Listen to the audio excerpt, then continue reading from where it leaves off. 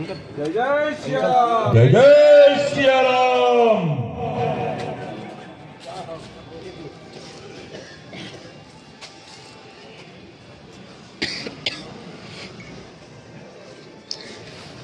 थोड़ा सा दबना।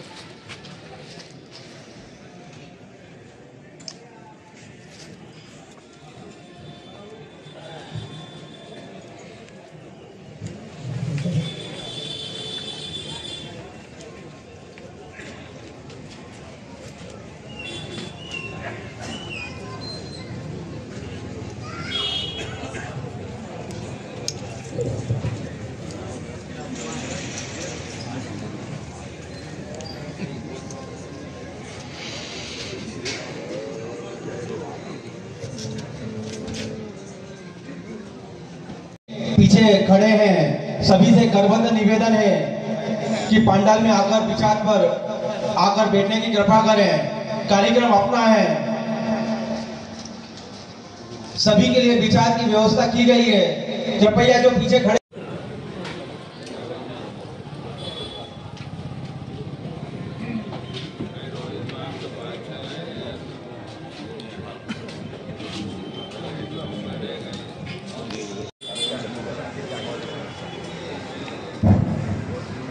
नगर के प्रथम नागरिक आदरणीय रेलम दीदी से मैं अनुरोध करूंगा कि आज के हमारे मुख्य वक्ता श्री मुकेश जी मोलवा का संपूर्ण नगर की ओर से सम्मान करें। आदरणीय दीदी।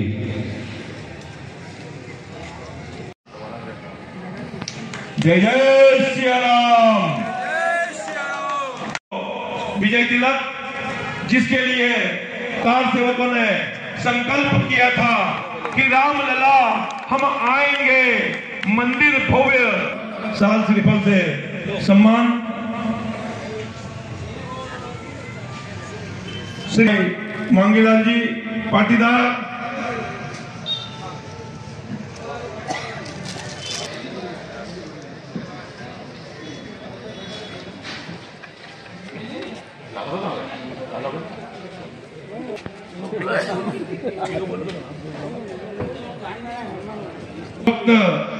वाहिनी प्रमुख थे दादा और ज्ञानेश्वर जी सोनी, दोनों ही जिन्होंने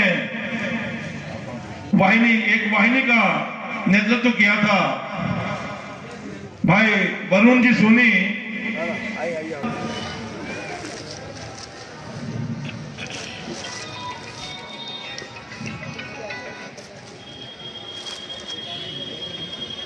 श्री पूनम चंद जी माली के अंत में आपका नाम लूँ, आप थोड़ा वो बता देना किस प्रकार इनके रखना लगे। श्री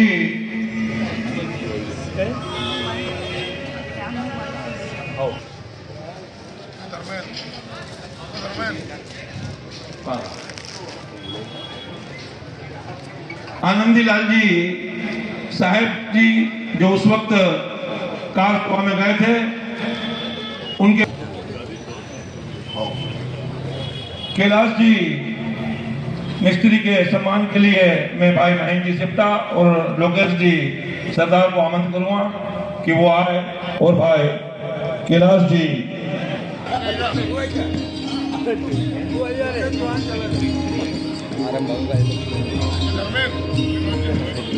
यार पास में खड़ा हो जाए, पास में।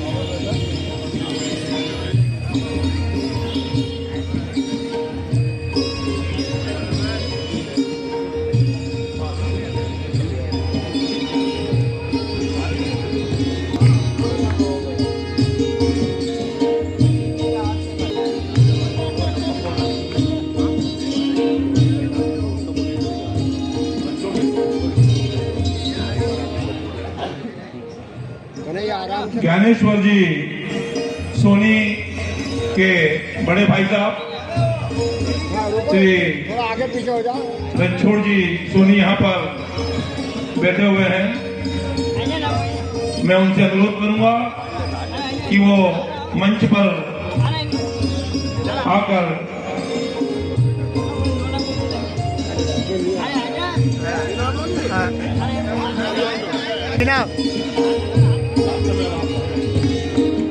साथियों,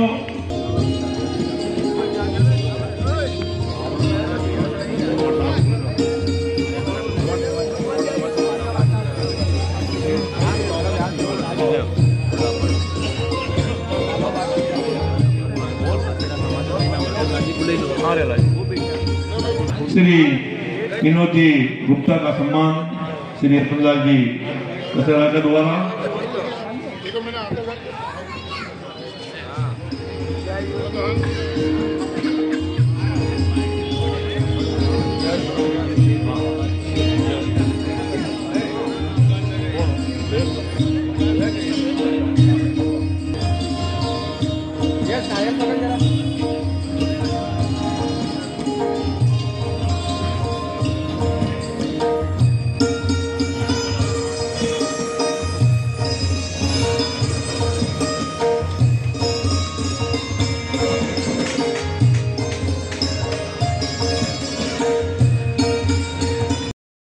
जो गए थे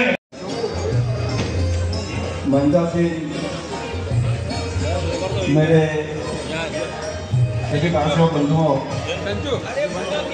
बाहर से आए हुए अतिथि आदरणीय मोलवा जी और मेरे सभी राम बंधुओं,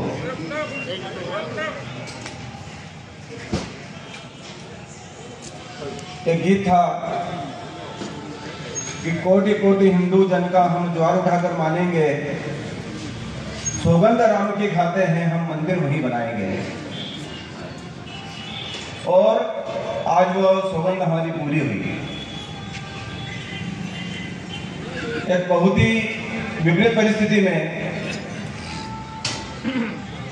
एक आंदोलन हुआ था राम मंदिर को मुक्त कराने के लिए, और 500 साल का जो इतिहास था वो इतिहास आपको सबको मालूम है कि कितने ही अपने हिंदू बंधुओं ने उस मंदिर के लिए अपनी जान दी।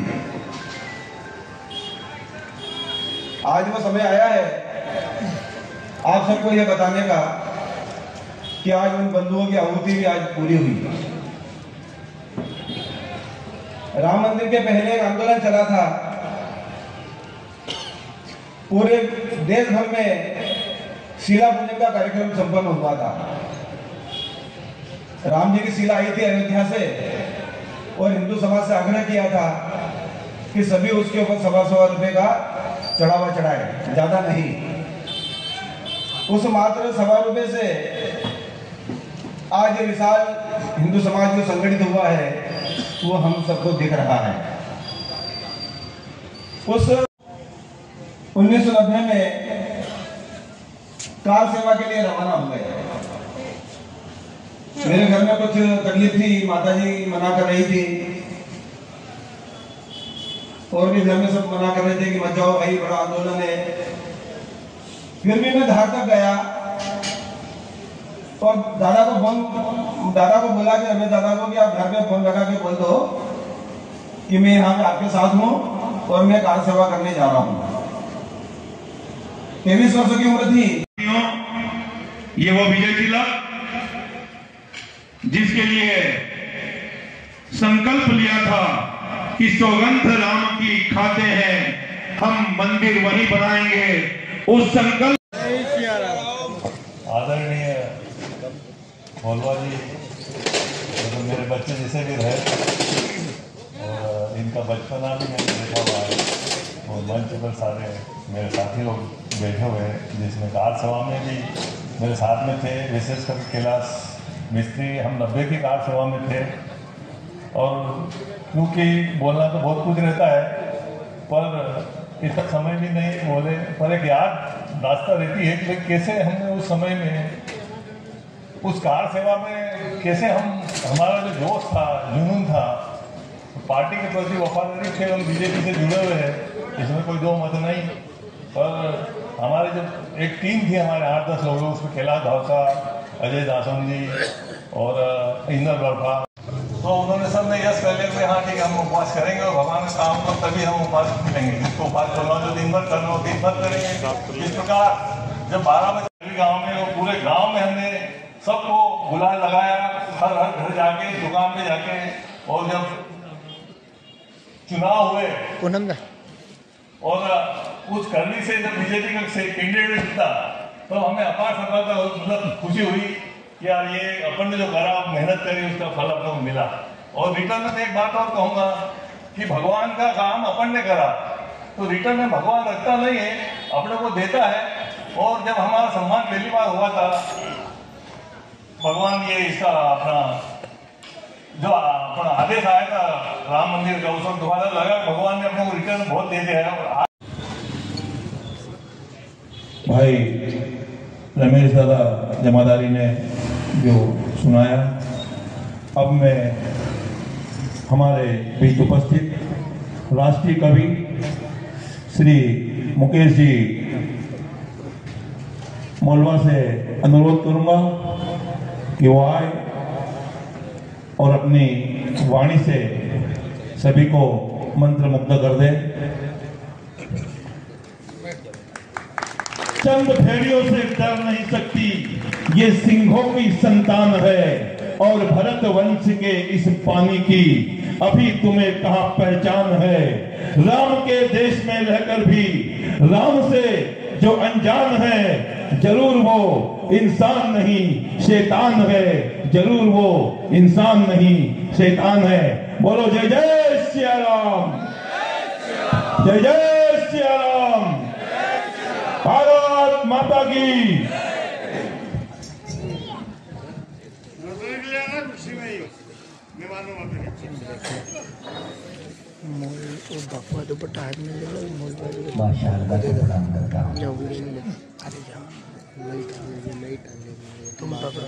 तुम पकड़ो दादा को पकड़ो। मंच पर विराजमान जो राम भक्त है, जो कार सेवक है, और कार सेवकों के सम्मान में कुक्षी के जो राम भक्त उपस्थित है, जो इधर पीछे भी खड़े हैं, उनसे निवेदन है कि 10-15 मिनट के लिए इधर आकर बैठ जाइए, बहुत अच्छा लगेगा।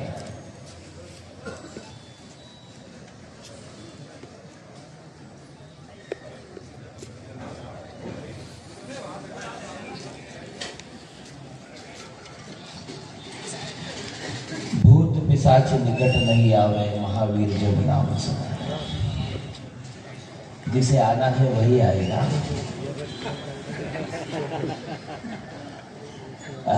एक बार जरा पूरा सदन अपने दोनों हाथ ऊपर उठाना, दोनों हाथ ऊपर उठाना। यार लगना चाहिए कि ये 200-250 लोग नहीं है, 2-2.5 हजार लोग हैं।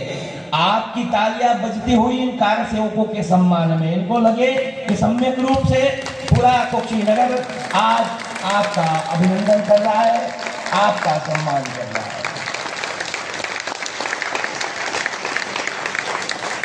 पूरी सृष्टि राममयी है, पूरी सृष्टि राममयी है।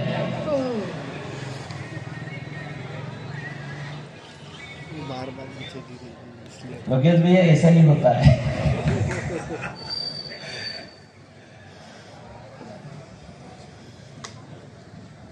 राम जी का मंदिर बना और भव्य भवन में हमारे भारत के भगवान विराजित हो रहे हैं। आखिर ऐसा क्या है जो पूरा राष्ट्र उल्लास उत्साह से भरकर के दीपावली मना रहा है? आखिर ऐसा क्या है जो इतना उत्साह भारत भर में देखा जा रहा है? एक मंदिर ही तो बनाया है, फिर आखिर ये जो परिवर्तन दिखाई दे रहा है पूरे राष्ट्र में, और पूरे राष्ट्र में नहीं पूरी दुनिया में दिखाई दे रहा है, राम जी के मंदिर का निर्माण राष्ट्र के मंदिर का निर्माण है।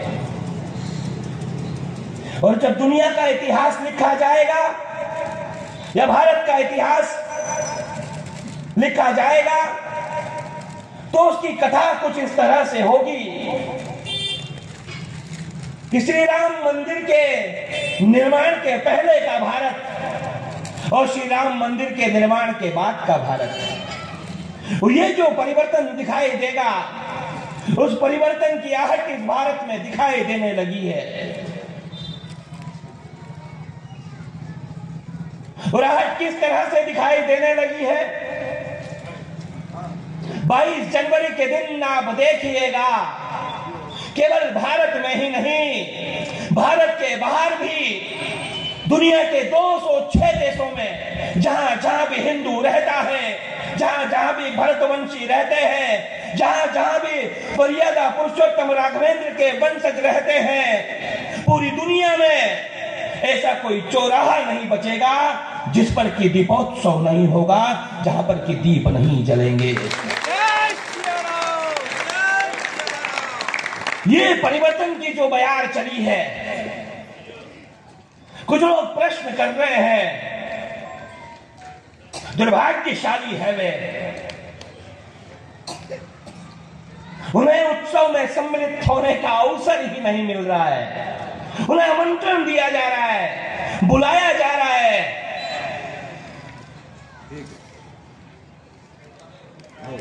लेकिन वो आ नहीं पा रहे हैं। हम घर घर गए, उनके घर भी गए जिन्होंने कहा था कि तारीख नहीं बताते हो, हमने घर घर जाकर के तारीख बताई, निमंत्रण दिया, अक्षत भारत के हर घर में पहुंचे, और इसलिए पहुंचे कि ये राम का उत्सव है, और राम होना इतना आसान नहीं है। राम के होने का अर्थ है समग्रता की दृष्टि से राष्ट्र को देखना, जीव में परमात्मा के दर्शन करना, अपने और पराये के भाव को नष्ट कर देना, और राम के मंदिर का अर्थ है राष्ट्र का मंदिर।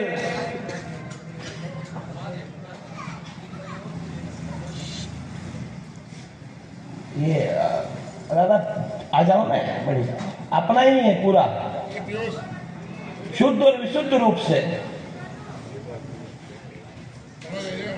आप आ जाओ 10-15 मिनट बस। भी आएंगे। हनुमान जी आपको तो यहीं रहना है, कहाँ जाओगे? चले जाएंगे आधे घंटे बाद। यहाँ भी कार्यक्रम ही चल रहा है, आप आएंगे तो कार्यक्रम तो सफल होगा ही।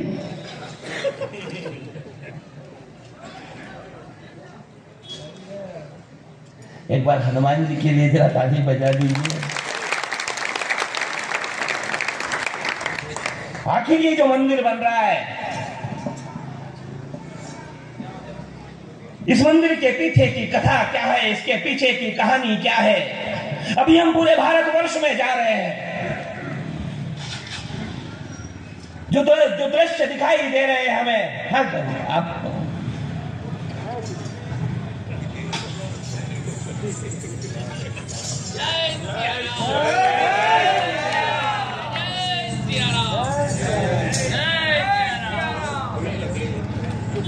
राम लक्ष्मण जान की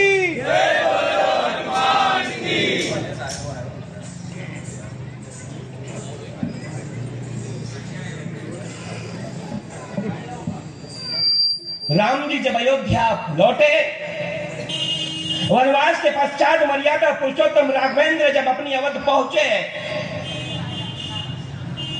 राम जी का राज्याभिषेक किया गया, और राम जी जब दुनिया को छोड़ करके जा रहे थे,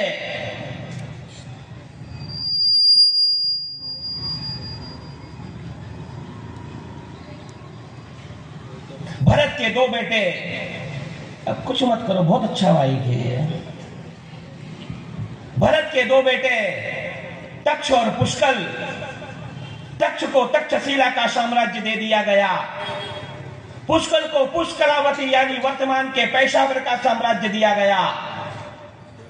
लक्ष्मण के बेटे चंद्रकेतु को मल्ल देश का शासन दिया गया। लक्ष्मण के छोटे बेटे अंगद को कारुपथ का राज्य दे दिया। शत्रुघ्न के बेटे सुबाहु को मथुरा का राजा बनाया गया। शत्रुघ्न के छोटे बेटे सत्रघाती को विदिशा का साम्राज्य दिया गया। लव को श्रावस्ती का राज्य दे दिया गया और कुश ने कुशावती को अपनी राजधानी बनाई। अयोध्या लगभग उजड़ गई थी क्योंकि जब राम गए उनके साथ अयोध्या के सारे जड़ चेतन जितने भी लोग थे सब चले गए। केवल जन्मभूमि वहीं पर यथावत रही। सारे दुनिया से हिंदू वहां पहुंचते थे महाराज कुश के पास, उनसे निवेदन करते थे कि प्रभु अयोध्या को पुनः अपनी राजधानी बना लीजिए। कुश प्रतिवर्ष इस बात पर विचार करते थे पर कोई निर्णय नहीं ले पा रहे थे। एक दिन महर्षि वाल्मीकि ने उनसे कहा कि महाराज प्रजा की भावनाओं का आदर करना चाहिए और हमें राम जी के जन्मभूमि पर भव्य मंदिर का निर्माण करना चाहिए। और जब मंदिर के निर्माण की बात आई कुछ ध्यानमग्न थे। उन्हें याद आ रहा था कि किस तरह वाल्मीकि के आश्रम में उनका जन्म हुआ था। उन्हें याद आ रहा था कि उन्होंने बाल्यावस्था में किस तरह अश्वमेध यज्ञ के घोड़े को पकड़ लिया था। उन्हें याद आ रहा था कि छोटे कुश और लव ने किस तरह से भरत और शत्रुघ्न को मूर्छित कर दिया था। उन्हें याद आ रहा था कि किस तरह उन्होंने अनजाने में ही राम जी पर अपना धनुष तान दिया था। उन्हें याद आ रहा था कि किस तरह राम जी जब अयोध्या छोड़ करके सरयू में समाधि लेने जा रहे थे तो कुश ने कहा कि मैं भी आपके साथ जल समाधि लूंगा। तब राम जी ने उनसे कहा कि नहीं, आपको भारत की रक्षा करनी है, आपको धर्म की ध्वजा की रक्षा करनी है, आपको अपना शासन करना होगा, आपको रघुकुल की रीति और नीति का प्रचार प्रसार करना होगा। इतनी देर में कुश के समक्ष लव कहते हैं कि भैया आपका क्या निर्णय है। महाराज कुश कहते हैं कि जैसी प्रजा की इच्छा, और उन्होंने कुशावती भारद्वाज गोत्र के ब्राह्मण को दान में दे दी और अयोध्या को फिर से अपनी राजधानी बनाने का प्रस्ताव पारित कर दिया। भव्य मंदिर का निर्माण प्रारंभ हुआ और उन्हीं कसौटी के खंभों पर, कौन से कसौटी के खंभे, आखिर वो कसौटी के खंभे आए कहां से। और मैं कुक्षी में बोल रहा हूं, ये कुक्षी कहां से आई, ये कुक्षी नाम कहां से आया। कुक्षी का अर्थ होता है कोक। लेकिन इक्ष्वाकु के वंश में एक राजा का जन्म हुआ जिसका नाम था कुक्षी, और कुक्षी के पुत्र हुए विकुक्षी। और यदि मैं कुक्षी में बोल रहा हूं तो उसी कुक्षी के वंश में एक राजा हुए अनरण्य। अनरण्य जब राजा थे तब अयोध्या सारी दुनिया की सांस्कृतिक राजधानी हुआ करती थी। सारी दुनिया के लोग वहां उत्सव और महोत्सव किया करते थे।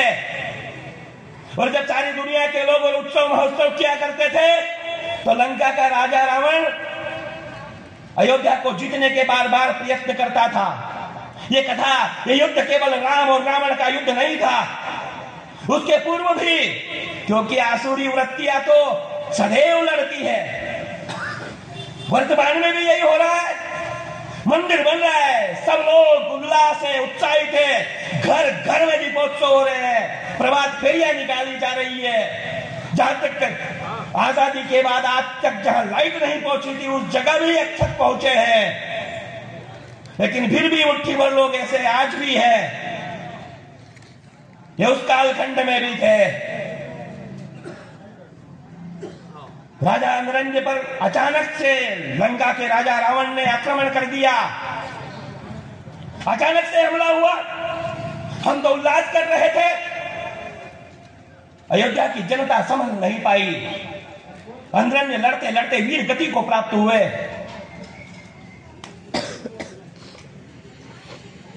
विश्वकर्मा ने एक भवन बनाया था वहां पर। रावण उस भवन को अपनी विजय के उपलक्ष्य में लंका लेकर गया। और ये एक दिन की लड़ाई नहीं थी। अनरण्य के समय से लेकर के राम जी तक अयोध्या के लोग लोक गीतों में इस स्तुति को गाते थे, इस गीत को गाते थे कि अनरण्य के समय में जिस तरह से लंका के राजा रावण ने आकर के अयोध्या का अपमान किया है, उसका बदला रघुवंश के लोगों को आगे जाकर लेना है। और राम जी ने जब रावण को पराजित कर दिया, वे चिंतामग्न दिखाई दिए। तब हनुमत ने जाकर के पूछा कि प्रभु, आखिर अब तो रावण का वध हो गया है, आप अब चिंताग्रस्त क्यों हैं? राम जी ने कहा कि हनुमत, राजा अनरण्य को पराजित करने के बाद में कसौटी के जिन खंभों को लेकर रावण आया था, उससे उसने सभा मंडप बना रखा है। जब तक कसौटी के इन खंभों को अयोध्या में लेकर हम चले नहीं जाते, तब तक अयोध्या के अपमान का परिमार्जन नहीं होगा। और हनुमान जी जल मार्ग से, वायु मार्ग से उन कसौटी के 84 खंभों को लेकर आए। उन्हीं खंभों पर महाराज कुश ने राम जी की जन्मभूमि पर सबसे पहले उनके मंदिर का निर्माण करवाया। राम जी के मंदिर का निर्माण हो गया। तब सूर्य वंश की 44 पीढ़ी तक कुश के बाद राजा वृद्धल हुए। तब तक मर्यादा पुरुषोत्तम राघवेंद्र की स्तुति होती रही, स्तुति होती रही, पूजन होते रहे। वृद्धल अभिमन्यु के हाथों चक्रव्यूह में मारे गए, अयोध्या उजड़ सी गई। तब हमारे अपने मालवा के नरेश, महाकाल के भक्त, हर सिद्धि के साधक विक्रमादित्य, जिन्होंने शक और हुणों को पराजित किया, वे एक दिन अयोध्या पहुंच गए। तीर्थराज प्रयाग उन्हें वहां मिलते हैं। उन्हें कहते हैं कि हे विक्रम, तुम सर्वत्र अपनी भगवा पताका तो फहरा चुके हो, लेकिन जब तक राम जी के जन्मभूमि पर मंदिर का निर्माण नहीं करा देते, तब तक तुम्हारी विजयश्री अधूरी है। विक्रम उनसे कहते हैं कि प्रभु, अयोध्या तो मलबा हो चुकी है, मलबे का एक ढेर है, मुझे कहां से इस बात का ज्ञान होगा कि किस स्थान पर जन्मभूमि है।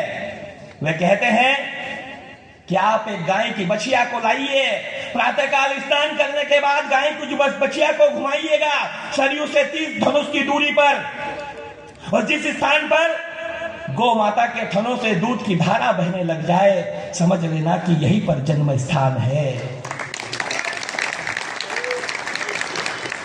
अरे हुआ ना, अभी कुत्ते पाले जाते थे कल तक, लेकिन राम जी बैठ रहे हैं ना। आपका प्रधानमंत्री आवास में गौ माता का पालन कर रहा है, गौ माता का पूजन कर रहा है। ये परिवर्तन हम देख रहे हैं। क्या अद्भुत परिवर्तन है ये। जब देश का संविधान लिखा गया, लिखा इंडिया दैट इज भारत, लेकिन आजादी के बाद पहली बार ऐसा हुआ, G20 समिट हुई, इनविटेशन कार्ड छपे, ऑफिशियल साइट्स पर लिखा गया Bharat, prime minister of Bharat, president of Bharat. मैं यूपीएससी वाले बच्चों को पढ़ाता हूं, मुझसे पूछ लिया पत्रकारों ने कि आपको इंडिया से दिक्कत है क्या? हमने कहा कोई समस्या नहीं है, इंडिया भी हमारा है, लेकिन किसी भी राष्ट्र का नाम उस राष्ट्र की भाषा में होना चाहिए। इसलिए हमें भारत होने पर अधिक गर्व की अनुभूति होती है। आप इंडिया मान लीजिए, हमें कोई समस्या नहीं है, लेकिन आजादी के बाद पहली बार ऐसा हुआ, लिखा गया प्राइम मिनिस्टर ऑफ भारत, लिखा गया प्रेसिडेंट ऑफ भारत। पहले आते थे लोग, मजारों पर ले जाकर माथा टिकवाते थे। विदेशों से कोई भी भारत आता था, मजारों पर ले जाकर उन्हें माथे टिकवाए जाते थे, चादरें चढ़वाई जाती थी। लेकिन अब उन्हें हरिद्वार ले जाया जाता है, गंगा आरती करवाई जाती है, उन्हें बाबा सोमनाथ के दर्शन करवाए जाते हैं, उन्हें भगवान स्वामी नारायण के दर्शन करवाए जाते हैं। और अब दुनिया से कोई भी आएगा, उसे अयोध्या में ले जाकर के मर्यादा पुरुषोत्तम राघवेंद्र के दर्शन करवाए जाएंगे। ये राष्ट्र का पुनरुत्थान हो रहा है, राष्ट्र का नवनिर्माण हो रहा है। और क्या है ये सब? जिस स्थान पर आपके प्रधानमंत्री ने खड़े होकर के G20 समिट में आए दुनिया के लोगों का स्वागत किया, उसने बताया कि पीछे जो चित्र लगा हुआ है वो कोणार्क के सूर्य मंदिर के रथ का पहिया है। क्या अद्भुत भारत बन रहा है। और क्यों बन रहा है ये? क्योंकि राम जी का मंदिर बन रहा है। ये क्यों बन रहा है? इससे पहले तो कभी नहीं बना, इससे पहले तो कभी नहीं हुआ। गिड़गिड़ाते रहे हम लोग यूएन में जाकर के। एक सेकंड में मोटा भाई ने कहा धारा 370 समाप्त की जाती है। ये क्यों हुआ?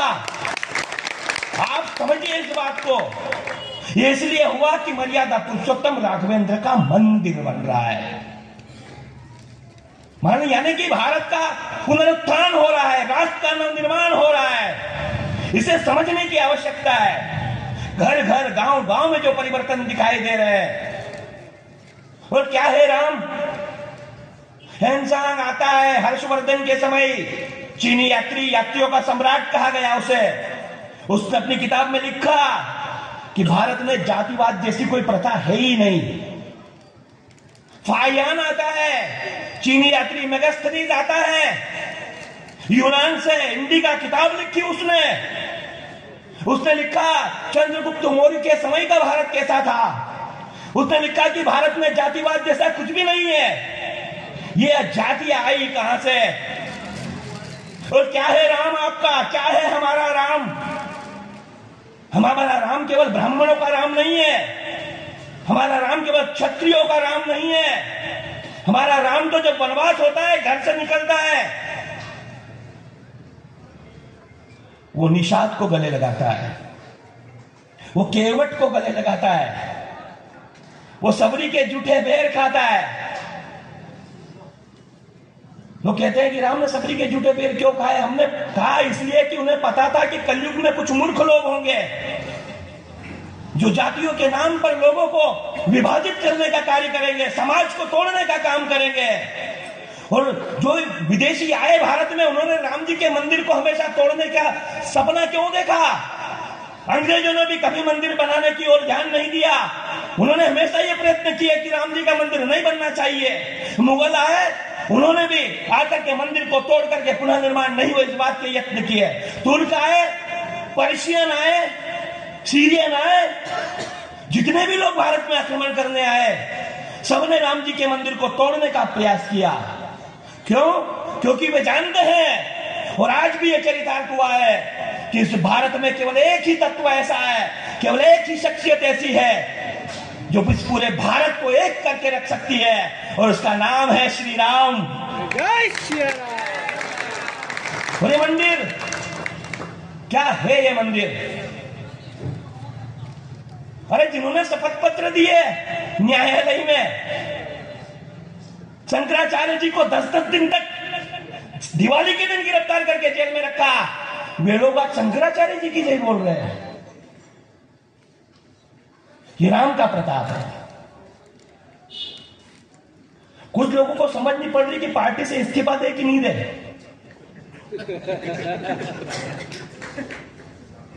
ये कटु सत्य है। लिख रहे लोग लेटर, भारत के लोग जाग चुके हैं क्योंकि राम ने जगाया है उनको, और केवल राम ही वो तत्व है जो पूरे भारत को एक कर सकता है। विक्रमादित्य जी ने भव्य मंदिर का जब निर्माण करवाया, कितना था वो मंदिर? 600 एकड़ में फैला हुआ था। 600 एकड़ में मंदिर फैला हुआ था। और 600 एकड़ में कैसे फैला हुआ था? वर्तमान का जो गोंडा जिला है, वहां का जो मनकापुर है, वहां से उसका गुंबद दिखाई देता था। और कैसा था मंदिर? मंदिर अकेला मंदिर नहीं था, गर्भगृह में राम जी का भव्य मंदिर था। आसपास उन्होंने 360 मंदिर बनाए विक्रमादित्य ने अयोध्या में। हमने इतिहास पढ़े ही नहीं। हम भारतीय है ना, आजादी के बाद इस देश का इतिहास लिखने का काम जिनको दिया वो कौन थे? बोले वो लेफ्ट के लोग थे। हमने कहा अब तो राइट के आ गए हैं। हमें इतिहास ढंग से बताया ही नहीं गया, पढ़ाया ही नहीं गया कि संघर्ष की गाथा कितनी पुरानी है। विक्रम ने जब भव्य मंदिर बनाया, ईसा से 150 साल पहले एक विदेशी आक्रमणकारी आया भारत, जिसका नाम था मिनांडर। यूनान से आया था वो, इतिहासकार उन्हें मिहिर कुल के नाम से जानते हैं। शक राजा था वो। उसने आकर सबसे पहले मंदिर को तोड़ने का दुस्साहस किया। सबसे पहले मंदिर को तोड़ने का उसने दुस्साहस किया। मंदिर तोड़ रहा था, हिंदुओं ने खूब लड़ाई लड़ी। मंदिर तोड़ रहे थे तो क्या हमारे पूर्वज हाथ पर हाथ धरे रख बैठे थे क्या? अगणित बलिदान हुए, अगणित बलिदान। ये दिन ऐसे ही नहीं आया है, सदियां बीत गई है इसके दिन को लाने के लिए। मिनांडर ने जब मंदिर तोड़ा, शुंग वंश के राजा थे धुमत्त सेन, उन्होंने अपनी सेना के साथ आक्रमण किया, मंदिर को जीत लिया। कौशांबी को उसने अपनी राजधानी बनाया था, उसे पराजित करके कौशांबी पर अधिकार किया। भगवा पताका फहरा दी। फिर एक व्यक्ति आया और जिसने सोमनाथ के मंदिर को तोड़ा, मोहम्मद गजनवी। गजनी ने जब मंदिर तोड़ा सोमनाथ का, उसके साथ उसका भांजा था सालार मसूद गाजी। सालार मसूद गाजी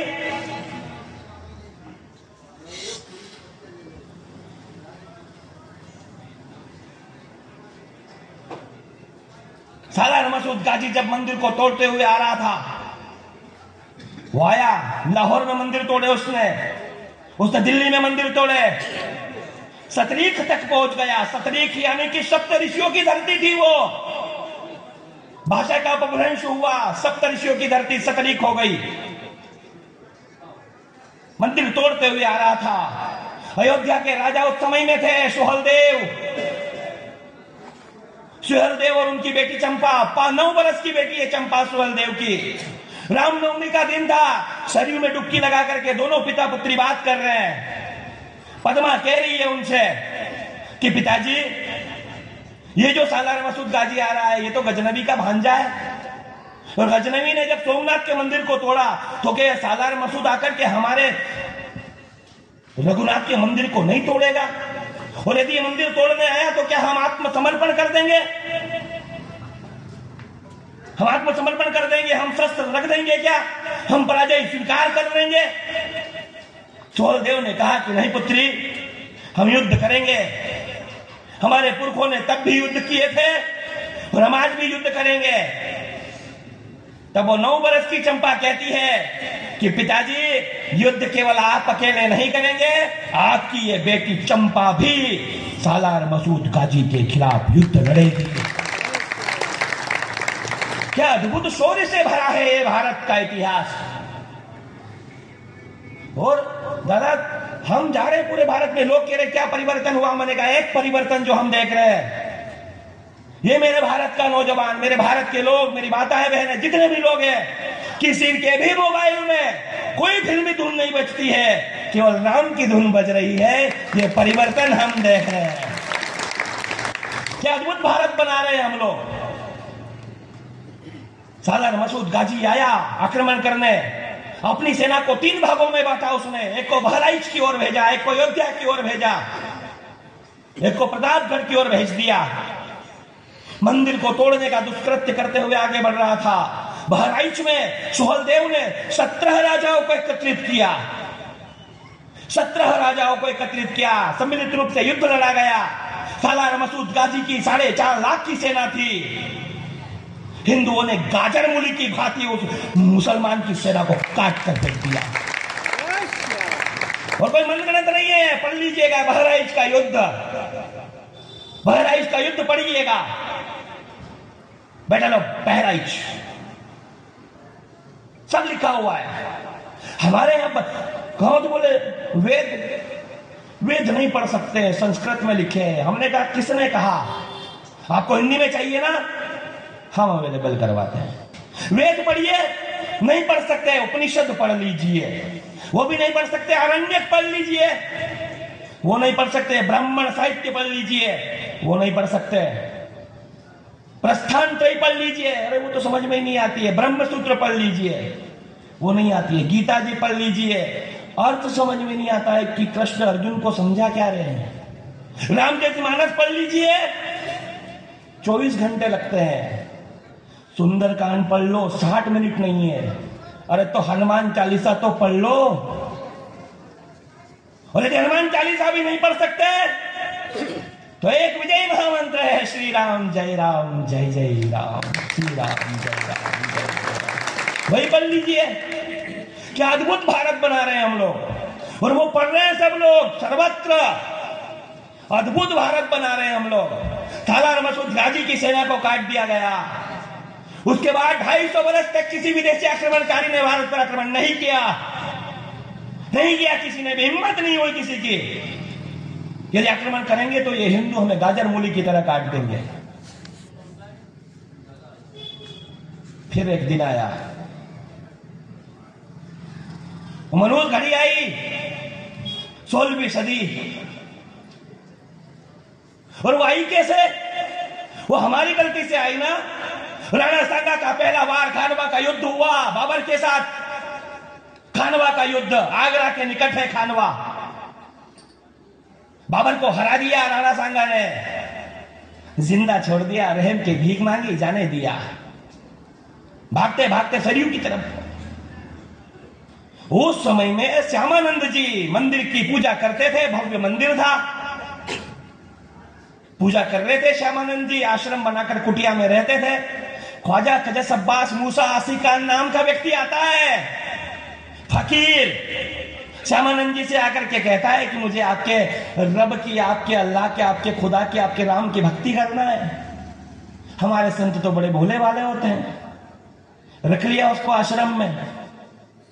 थोड़े दिनों बाद उसने एक फकीर और जलाल शाह को बुलाया। अब 1 से 2 हो गए। वो दोनों षड्यंत्र करने लगे कि इस मंदिर को कैसे तोड़ना है। उधर बाबर भागा था सरयू की तरफ। बाबर से जलाल शाह जाकर मिलता है और कहता है कि यदि हिंदुस्तान को फतेह करना है तो अयोध्या में राम का मंदिर तोड़कर उस जगह मस्जिद बना दो। बाबर उसकी बात मान लेता है। दुर्भाग्य से हम दूसरा युद्ध हार गए खानवा का। क्यों हार गए? क्योंकि हमारे राजाओं को तो हाथी पर बैठने की आदत थी, हाथी पर बैठ के लड़ते थे। हाथी भागा, राणा सांगा का हाथी पागल होकर भाग गया युद्ध मैदान से, सेना में भगदड़ मच गई और हम युद्ध हार गए।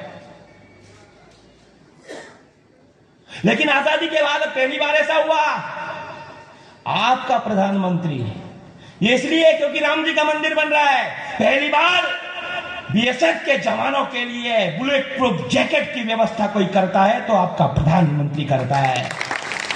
क्यों? क्योंकि राम जी का मंदिर बन रहा है, हम दुनिया में शक्तिशाली हो रहे हैं। हम ला रहे, कहां पहुंचे हम पहुंच गए चंद्रयान 3 पर चंद्रयान 3 वहां पहुंच गया। कहां पर? चंद्रमा पर। क्या नाम रखा गया? जिस स्थान पर उतरे हम विक्रम लैंडर, शिव शक्ति, उस स्थान का नाम रखा गया। लोगों को तकलीफ हो गई, अरे शिव शक्ति नाम रख दिया इन्होंने, तो धर्मनिरपेक्ष भारत है ये तो। रिलीजन का अर्थ नहीं पता है लोगों को। इंग्लिश में लिखा गया है कॉन्स्टिट्यूशन, रिलीजन का अर्थ कभी भी धर्म नहीं होता है। धर्म है ही नहीं उसका मतलब। लेकिन हमारे साथ समस्या क्या है? 2-2.5 साल का बच्चा होता है, घर में कॉम्प्लेक्स सेंटेंस बनाना प्रारंभ करता है, बिना पढ़ाए लिखे, बिना स्कूल गए वो बच्चा सब समझता है कि ये दादाजी है, ये काका जी है, ये भाई है, ये बहन है, ये आलू है, ये भिंडी है, सब समझता है। जल्दबाजी में महिलाएं 2.5 साल में उसका नर्सरी में एडमिशन करा देती है। नर्सरी में एडमिशन कराया, पहले ही दिन मैडम कहती है कि ये लेडी फिंगर है। बच्चे का दिमाग खराब हो गया 2.5 साल की उम्र में। उसको ये लगा कि मेरी माँ ने घर सिखाया है ये भिंडी है, मेरी माँ गलत है। ये वहां से षड्यंत्र प्रारंभ हुआ। उसे पता चलता है कि जिसे आलू कहते हैं वो तो आलू है ही नहीं, उसे तो पोटैटो कहते हैं। बहुत बड़ा षड्यंत्र रचा जा रहा है। लेकिन ये जो भाषाएं चल रही है और भाषा का जो विज्ञान नई शिक्षा नीति लागू हो रही है, मातृभाषा में पढ़ाई होगी। प्रोफेशनल पढ़ाई जो है ना वो आपकी अपनी भाषा में, मातृभाषा में होगी। ये नया भारत है, ये अपना भारत है। क्यों है? क्योंकि राम जी की जन्मभूमि पर मंदिर बन रहा है। अब होगा सब कुछ भारत के अनुसार, भारतीयता के अनुसार। और बाबर जब मंदिर को तोड़ने के लिए मीर बाकी बेग को भेजा उसने, मीर बाकी बेग ताशकंद का रहने वाला था। तुर्क से लोग आते थे, अरब से लोग आते थे नौजवान 17 साल की उम्र में, 18 साल की उम्र में भारत आक्रमण करते हुए, लड़ते हुए कि थोड़े बहुत पैसे अपने घर भिजवा देंगे, धन दौलत भिजवा देंगे। मीर बाकी बेग ताशकंद से आया था बाबर के साथ। उसको काम दिया गया कि मंदिर को तोड़ना है। श्यामानंद जी को समझ पड़ती है, मीर बाकी बेग की लाखों की सेना आकर के खड़ी हो जाती है। उनके पास बंदूकें हैं, तोपें हैं, तलवारें हैं। आसपास की 50 मील के हिंदू एकत्रित हो जाते हैं अपनी तलवार लेकर, अपने धनुष लेकर के मंदिर को बचाने के लिए। और हिंदू मतलब जैसे यहां केवल पुरुष दिखाई दे रहे हैं, महिलाएं नजर नहीं आ रही है। लेकिन वहां उस मंदिर को बचाने के लिए माताएं बहनें भी अस्त्र शस्त्र लेकर के इकट्ठी हो जाती है। अयोध्या में राघवेंद्र के मंदिर के समक्ष और मीर बाकी बेग जब हमला करता है, आक्रमण करता है, 1,73,000 हिंदू 7 दिन में मारे गए। 1,73,000 ऑफिशियल रिकॉर्ड में इतने हैं। और ये सब जानते हैं जो सरकारी रिकॉर्ड होता है उससे 10-20 गुना ज्यादा लोग बलिदान होते हैं। 1,73,000 हिंदू, सर्वत्र खून लथपथ हो गया पूरा अयोध्या। और आईने अकबरी में लिखा हुआ है, बाबरनामा में बाबर लिखता है कि हमने वो जो खून है हिंदुओं का, बाबरी को गिराया, मंदिर को गिराया। और उसका जो मलबा था, उस मलबे में पानी नहीं मिलाया, हिंदुओं का जो खून था वो खून मिलाया। और वो खून मिला करके उसको मस्जिद बनाने का काम किया गया। लेकिन वो काम जब प्रारंभ हुआ तो मेहताब सिंह भीटी एक राजा है, वो वहां से निकल कर जा रहे थे बद्रीनारायण में दर्शन करने प्रभु के। उन्हें पता चलता है कि मीर बाकी बेग ने आक्रमण किया है हमारे भगवान पर। उसने कहा अपने सेनापति से, जाओ सेना लेकर आओ, हम बद्रीनारायण नहीं जा रहे हैं, हमारे राम पर हमला हुआ है, हम वहां जाएंगे। आते हैं, लड़ते हैं, मारे जाते हैं। सेथून एक जगह है अयोध्या से 13 मील दूर, सेथून। वहां कुलभूषण पांडे रहते थे। कुलभूषण पांडे के बेटे का नाम है देवीदीन पांडे। 24 बरस का नौजवान है देवीदीन पांडे। क्या अद्भुत है वो, क्या अद्भुत है देवीदीन पांडे, 24 बरस का नौजवान। उसके कुल के जो लोग हैं वो राम जी के पूर्वजों को पूजा पाठ करवाते थे। कुलभूषण पांडे की एकमात्र संतान, देवीदीन नाम इसलिए रखा गया कि बरसों तक पैदा नहीं हुआ था, मां चंडी की उपासना की गई, नाम रखा गया देवीदीन पांडे। 24 बरस का नौजवान। मीर बाकी बेग ने जब हमला किया, आसपास के गांवों में घूमा। वो ये घूमते हैं ना आजकल, कभी अक्षत लेकर के घूम रहे हैं, कभी जागरण के लिए घूम रहे हैं, कभी नमस्ते सदा वत्सले मातृभूमि वाले लोग जो घूमते हैं जागरण के लिए गांव गांव में, वो अकेला देवीदीन पांडे आसपास के गांव में घूमता है और 70,000 युवाओं को एकत्रित करता है। 70,000 हिंदुओं को अकेला देवीदीन पांडे एकत्रित करता है, हमला करता है मीर बाकी बेग के ऊपर। और बाबर ने लिखा है कि 1527 से लेकर के 30 के बीच में 4 बार हिंदुओं ने आक्रमण किया, 4 बार। सबसे घातक आक्रमण जिसने किया उसका नाम देवीदीन पांडे था। कैसा घातक किया उसने? लड़ रहा है वो, कभी तलवार से, कभी बंदूक भी चलाते आती है उसको, घोड़े पर बैठता है, हमला कर रहा है। मीर बाकी बेग के साथ सेना को खदेड़ रहा है। अचानक एक ईंट आकर के उसके मस्तक पर लगती है, सिर पर लगती है, उसकी खोपड़ी खुल जाती है, खोपड़ी अलग हो गई, दो भागों में बट गई। लेकिन देवीदीन पांडे था ना, मां चंडी का नाम लिया, खोपड़ी को फिट किया, साफा बांध लिया, फिर तलवार उठाई और 700 मुगलों को काट कर रख दिया। ऐसा अद्भुत और शौर्य पराक्रम दिखाया देवीदीन पांडे ने। 4 युद्ध लड़े बाबर के समय में, हुमायूं के समय में 10 युद्ध लड़े, 10 युद्ध हुमायूं के समय में लड़े। हंसवर के राजा थे रणविजय। बोल दो मियां ने थोड़ी देर अब हम,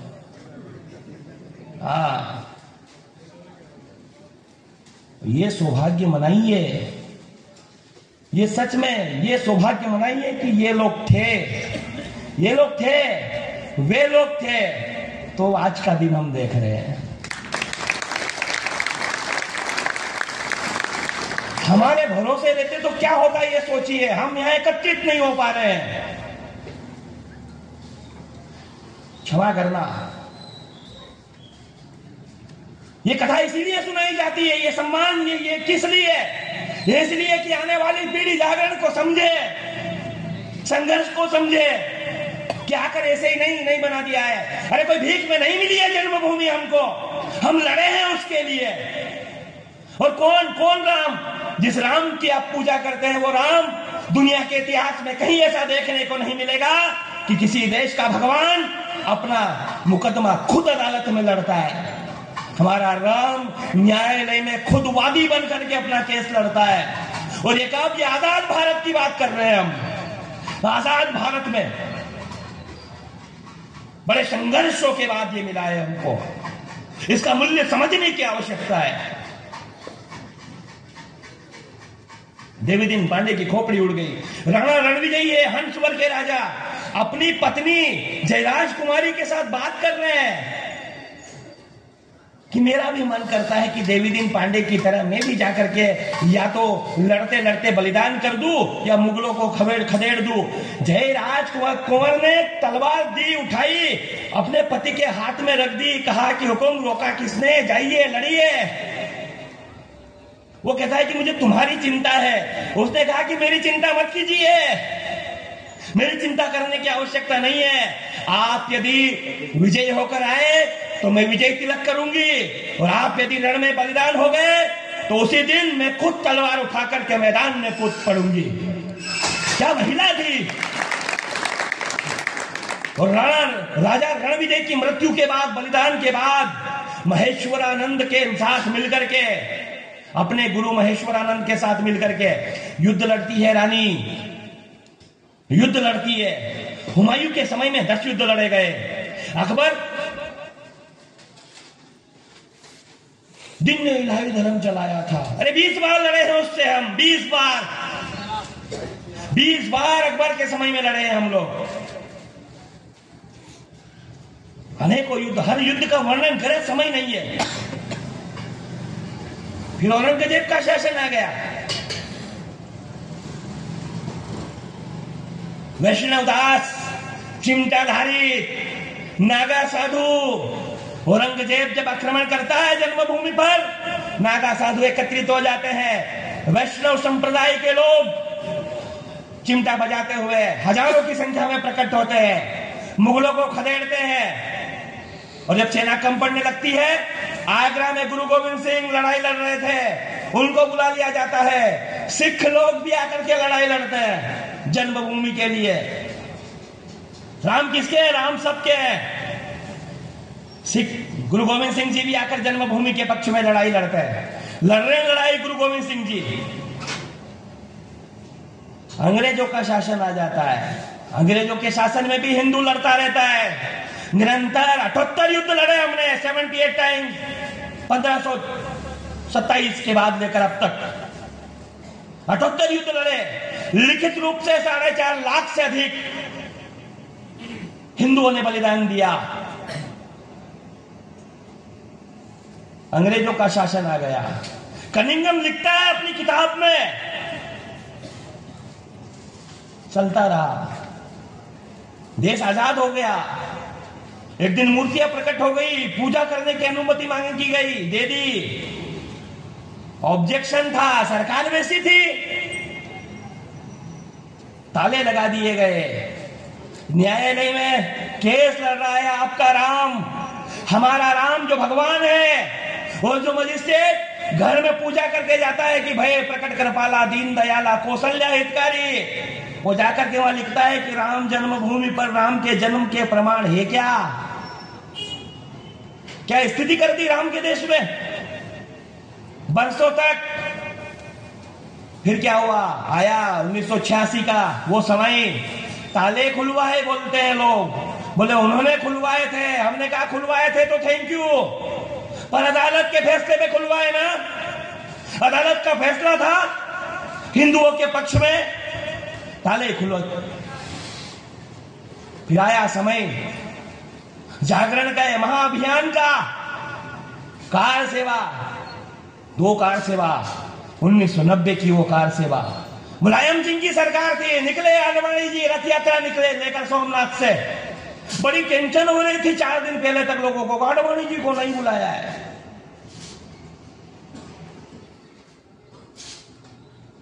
किसने कहा नहीं बुलाया है?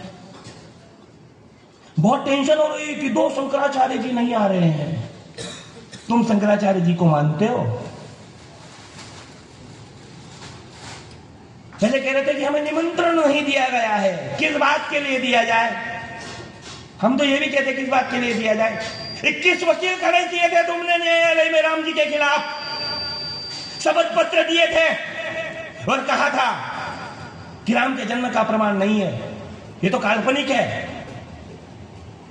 लेकिन मेरा राम ऐसा नहीं है। हमारा जो नेतृत्व कर रहे हैं इस राष्ट्र का, वो संत जन, वो हमारे मार्गदर्शक लोग जो मंदिर बनाने में सहयोगी है, सहभागी है, उनका हृदय छोटा नहीं है। भेजा गया निमंत्रण तुम्हारे भाग्य में नहीं है राम के पक्ष में खड़े होना। भले ही कुक्षी से मोटरसाइकिल से जाओ, पर वहां तो कह दिया ना भूली काकी ने,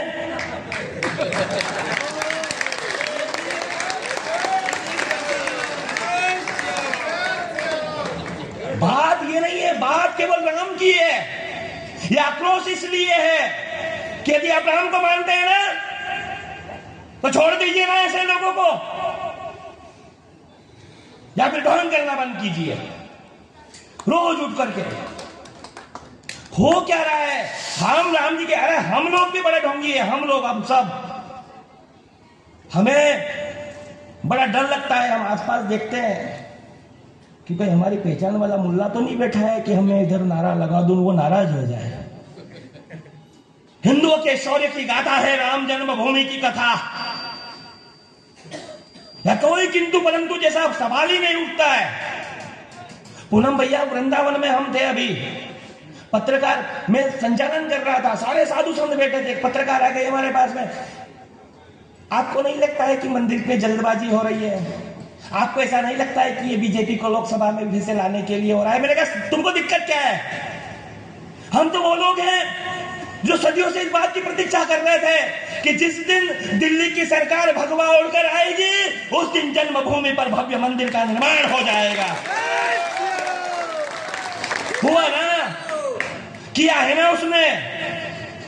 खड़े रहे वो लोग हमारे साथ, राजनीतिक शक्तियां हिंदू समाज के साथ खड़ी रही, और खड़ी रही तो परिणाम भी देख लीजिए, परिणाम भी देख लीजिए। क्या अद्भुत भारत बना रहा है आपका मोदी। देश की सांस्कृतिक राजधानी बन रही है अयोध्या। राम का मंदिर राष्ट्र का मंदिर है। इथोपिया, कंबोडिया, जाने कहां कहां से लोग आ रहे हैं। कोई पानी लेकर आ रहा है, नील नदी, दलजा और फरात की घाटी से लोग जरा पानी लेकर आ रहे हैं। कहां है वो सभ्यता? हमारी सभ्यता से अलग है। हम्मुराबी की सभ्यता है, सुमेरी सभ्यता है। लेकिन वो लोग कह रहे हैं, हम अर्जेंटीना की बात करते हैं तो वो लोग कहते हैं अर्जेंटीना मतलब अर्जुन की थाई, अर्जुन की जंघा के ऊपर बसा हुआ है अर्जेंटीना। क्या इतिहास है उनका? फुर्सत नहीं है हम लोगों को पढ़ने की, लेकिन कर रहा है ना एक आदमी ऐसा काम जिससे सब जगह जागरण हो रहा है। और कौन है वो मेरा राम है, जो पूरे राष्ट्र की जय कर रहा है, वो भारत माता की जय कर रहा है, वो सर्वत्र कर रहा है। क्या अद्भुत युद्ध लड़ा। मुलायम सिंह, उधर वीपी सिंह की सरकार बनी हुई है, वीपी सिंह की सरकार है बीजेपी के समर्थन की। 1990 क्या हो रहा है, चारों तरफ उत्तर प्रदेश जाने वाली सड़कों पर पुलिस लगा दी गई, कोई जा नहीं सकता है। रेलवे ट्रैक पर पुलिस लगा दी गई, ट्रेनें रद्द कर दी गई। सरयू इस तट से उस तट तक जो नाविक जाते हैं ना, उन नावों को पानी में डुबो दिया गया कि कोई भी आना नहीं चाहिए। आडवाणी जी को गिरफ्तार कर लिया। फिर क्या हुआ, लेकिन गए ना ये लोग, मरा हुआ समझ के अंतिम संस्कार भी कर दिया। इधर पिता को पता ही नहीं है कि बेटा कहां गया है, राम के लिए निकल गया है घर से। मां को पता ही नहीं है कि बेटा कहां गया है। लोगों को लग रहा था कि कुछ नहीं होगा, अचानक प्रकट हुए कार सेवक। आ गए कहां से समझ नहीं पड़ रही, कहां से आ गए थे। कार सेवा की गई। दो राम और शरद कोठारी, बीकानेर के रहने वाले उसके पिता, कलकत्ता जाकर रहने लगे थे। वहां से दोनों भाई आ गए। बहन का विवाह था 1-1.5 महीने बाद। 1-1.5 महीने बाद में बहन का विवाह है, लेकिन राम जन्मभूमि ने बुलाया, अलबेले चल पड़े, निकल गए, पहुंच गए। गुंबद के ऊपर भगवा लहरा रहे थे, पुलिस की नजर में थे। लाठीचार्ज हुआ, गोलियां चलाई गई, एक घर में घुस गए, बैठे थे अंदर कार सेवक। और क्या वो पुलिस थी क्या, मुलायम के गुंडे थे। आवाज लगाई, पानी चाहिए। दोनों कोठारी भाई, एक ने जल्दी से, उसे लगा कि कोई कार सेवक होगा, हमें धोखा कहां का मिलता है, उसे लगा कार सेवक होगा। उसने जैसे ही दरवाजा खोला, उसका हाथ पकड़ करके ऐसे, और उसके यहां बिल्कुल कन पर गोली मार दी। उसे जब मार रहे थे, दूसरा भाई दौड़ा, मेरे भाई को कहां ले जा रहे हो, मेरे भाई को कहां ले जा रहे हो। उसको भी ऐसे फेंक दिया सामने, उसको भी भून डाला।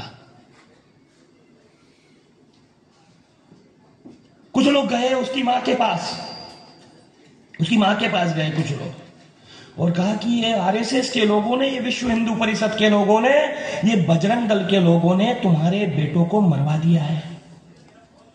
क्या है वो मां? वो मां मुस्कुराती है, मुस्कुराती है, मुस्कुरा के क्या उत्तर देती है, यार कर देना उत्सव, रामोत्सव उस मां के नाम पर। वो मां कहती है कि मेरी कोख ने 2 ही बेटे जन्मे थे, मेरी कोख यदि 10 बेटे भी जन्म देती तो मैं 10 को राम जन्मभूमि के नाम पर बलिदान दूंगी। क्या अद्भुत कथा है, क्या गाथा है ये, कितनी आंखें तरस गई। अभी आप जाइए कहीं दूर गांव में, लोग रो रहे हैं, लोग रो रहे हैं, खुशी के मारे रो रहे हैं कि मेरे राम अपने घर आए हैं। एक बुढ़िया से पूछा गया कि तुम क्या कहती हो, राम जन्मभूमि पर मंदिर बन गया है।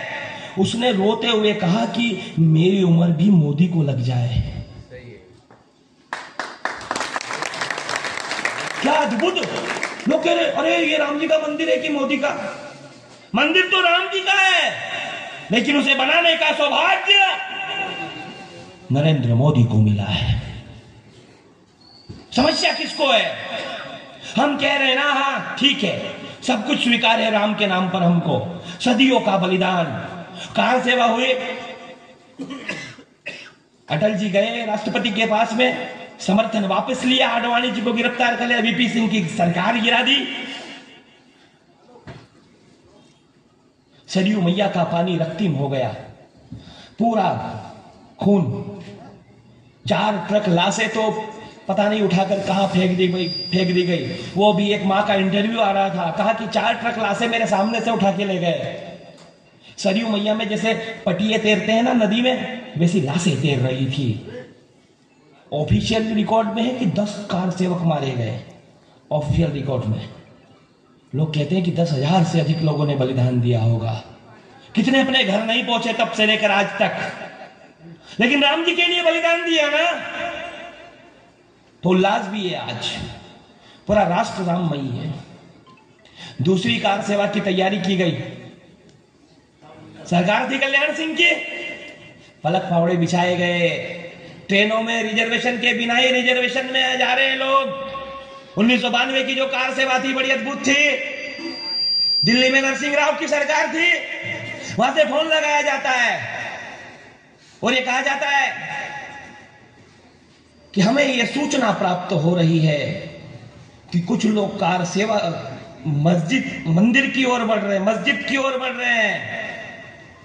कल्याण सिंह का उत्तर था, आपको गलत सूचना है। सही बात तो यह है कि कुछ लोग गुंबद पर चढ़ भी चुके हैं,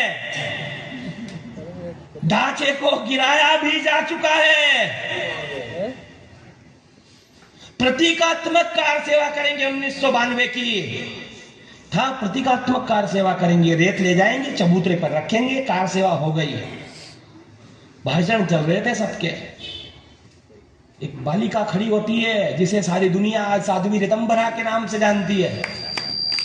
खड़ी होती है साध्वी ऋतंबरा, माइक छीन लेती है और कहती है कि कार सेवा होगी, बाबरी मिट्टी में मिलाई जाएगी, एक धक्का और दो, बाबरी मस्जिद तोड़ दो। वो अद्भुत शौर्य और पराक्रम देखते ही देखते मलबा बन गया, ढेर, भूमि समतल कर दी गई। कल्याण सिंह से पूछा गया, कहा गया गोली चलाइए, कहा नहीं, गोली चलाने का आदेश नहीं दूंगा। बोले आपकी सरकार चली जाएगी। बोले एक नहीं, राम जी के नाम पर हजारों सरकार कुर्बान करने वाले लोग हैं हम। सरकार कुर्बान कर दी, बलिदान कर दी, तब जाकर के आज ये दिन आया है। लड़ा गया केस, प्रमाण। के मोहम्मद पुरातत्वविद है, आर्कियोलॉजिस्ट, पुरातत्व के प्रमाण। के मोहम्मद के ऊपर दबाव डाला गया कि तू मुसलमान है और वो जो प्रमाण मंदिर के मिले हैं तू उसको हमारे पक्ष में कर दे। हम राम जी के लोग हैं, उसको के मोहम्मद को भी धन्यवाद देते हैं। उसने कहा कि मैं भले ही जन्म से मुसलमान हूं, लेकिन मेरा जन्म भारत में हुआ है तो मैं राम की धरती का बेटा हूं, प्रमाण नहीं बदलूंगा। हम वो लोग हैं, हमें कलाम और कसाब में अंतर करना आता है। हमारा मूल्यांकन मत कीजिए, कर नहीं पाओगे। क्या अद्भुत भारत बनाया हमने, अब अद्भुत शौर्य और पराक्रम दिखाया न्यायालय से साथ। और क्या लोग थे वो। 1990 किसी को कुछ पता नहीं था, लेकिन तब से पत्थर शिलाएं तराशने का काम चल रहा था, नवरत रूप से लगातार चल रहा था। पता नहीं था लोगों को होगा क्या होगा नहीं, लेकिन कौन थे वो लोग? वो हम लोग, वो आप लोग, ये समाज जिसे पता था कि हाँ मंदिर बनेगा, भव्य बनेगा। और कैसा है आपका प्रधानमंत्री? वो तब गया था, और तब के बाद कब गया? जब वहां पर मंदिर का शिलान्यास हुआ। खुशी मनाइए, वो थोड़े दिनों पहले मथुरा भी गया है। होगा, मथुरा भी होगा, काशी भी होगा, वागदेवी बहुत सारा भी होगा। गुलामी के प्रतीक चिन्ह मिटाए जाएंगे। क्यों? राम जी का मंदिर बना है। क्या अद्भुत भारत। और कौन राम? राम निकले अपने घर से, जा रहे थे, सीता मैया आ गई दौड़ करके कि प्रभु मैं भी चलूंगी। एक राजा की बेटी, चक्रवर्ती राजा की बहू, वलकल पहन लिए, भगवा पहन लिया, जाने लगी।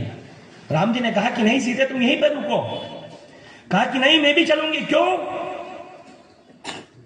समाज को यह संदेश देने के लिए कि पति यदि धर्म के मार्ग पर चलता है तो पत्नियां रोड़े नहीं अटकाती है, वो पीछे पीछे उनके साथ चल करके उनका सहयोग करती है। राम का जीवन को ये सही है क्या?